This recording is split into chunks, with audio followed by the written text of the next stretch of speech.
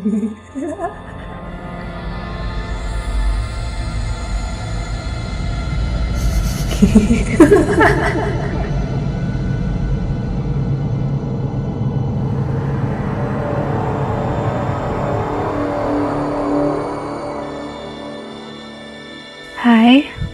aku Lira.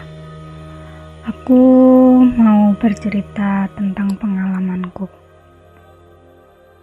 Dulu, waktu aku SMP kelas 3, aku ikut les persiapan ujian nasional. Lokasi lesnya di suatu SMA. Ruangan kelas yang digunakan terletak di lantai 2. Hanya 8 kelas yang digunakan. Sisanya dipakai waktu tryout saja.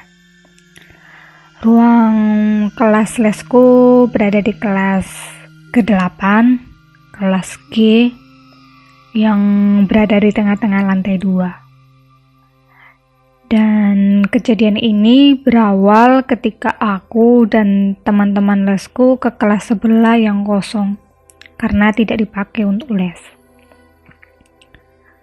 Ruangan kelas itu sebut saja kelas H, tidak berdempetan dengan kelas G. Jadi di antara kelas H dan G ada satu ruangan yang katanya digunakan sebagai gudang.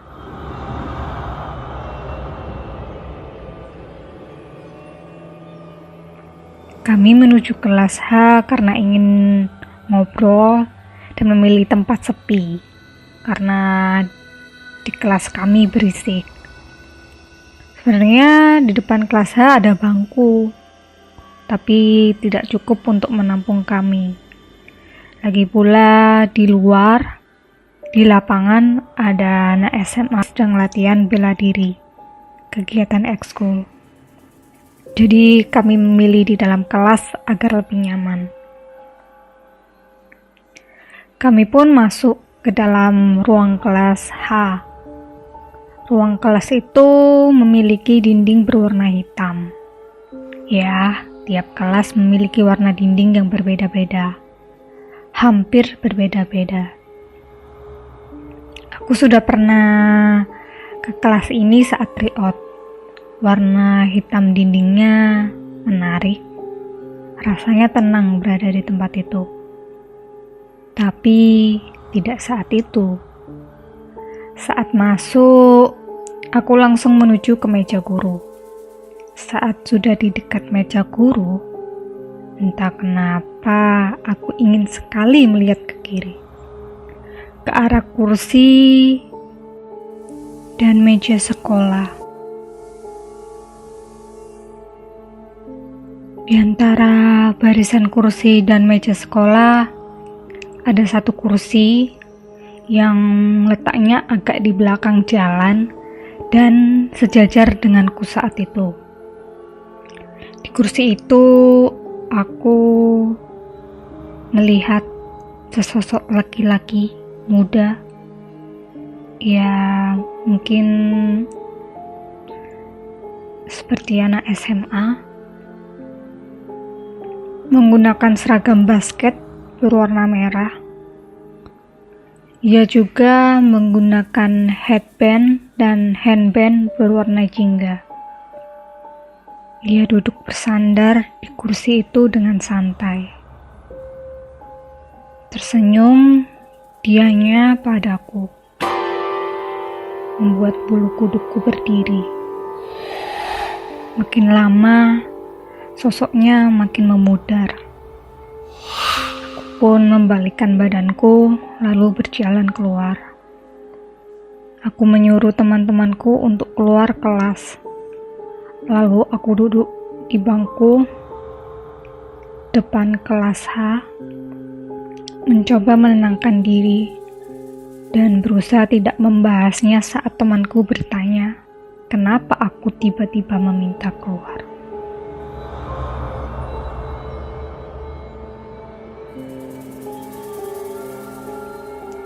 Kejadian selanjutnya terjadi saat aku kuliah. Sekitar bulan April, aku ke Bali untuk studi tour. Aku dan teman kuliahku tinggal di sebuah hotel melati. Aku mendapatkan kamar di lantai 3 di dekat tangga. Satu kamar dihuni 4 orang, tapi salah satu temanku memutuskan untuk pindah kamar sehingga tersisa 3 orang. 2 temanku memilih kasur di depan TV. Aku mengalah dan menempati kasur di depan kamar mandi. Saat malam tiba dan teman sekamarku sudah tidur, aku terbaring sendirian karena tak terbiasa. Aku seringkali sulit tidur di tempat baru. Lalu, tiba-tiba terdengar suara shower menyala dari kamar mandi.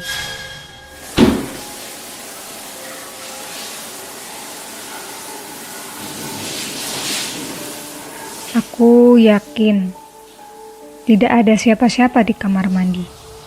2 temanku sudah tidur.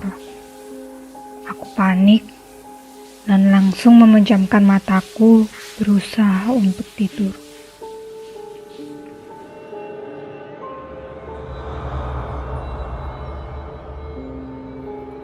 Di hari terakhir kami di hotel, malamnya ada acara pertunjukan. Kami menampilkan drama.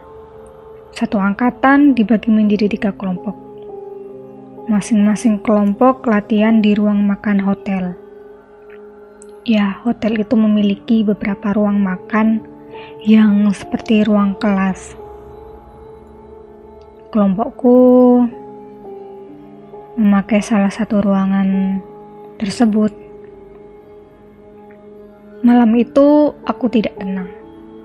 Aku gelisah. Sembari menunggu giliran latihan, aku menunggu di luar ruangan. Aku mengamati sekitar. Di depan ruangan makan adalah taman, lalu di depannya lagi ada lapangan. Tempat kami melaksanakan pertunjukan. Setelah mengamati, aku melihat temanku latihan dari luar. Aku berdiri di dekat pintu. Tak lama kemudian, aku mencium bau wangi bunga.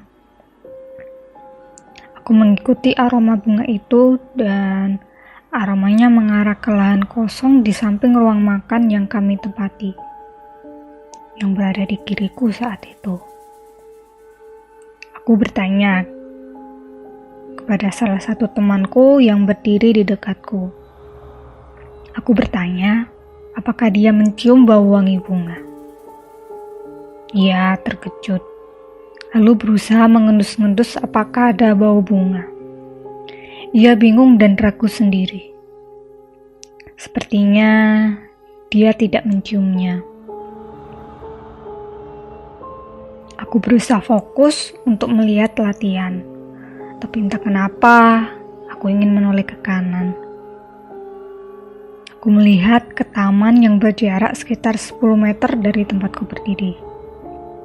Remang-remang aku melihat laki-laki duduk di dekat taman. Ia menggunakan kain seperti sarung dan mengayun-ngayunkan kakinya. Tersenyum dianya padaku. Lagi. Aku langsung memalingkan wajahku ke depan, ke tempat latihan. Di sana sepi, lampunya pun mati. Hanya ruangan-ruangan latihan yang lampunya menyala. Kelompok lain tidak menggunakan area itu. Aku pun menoleh lagi untuk memastikan apakah dia orang. Ternyata tidak ada. Saat pertunjukan, aku teringat lagi sosok laki-laki itu. Lalu aku yakin dia bukan manusia. Karena mana ada manusia yang memiliki senyuman panjang hingga ke telinga.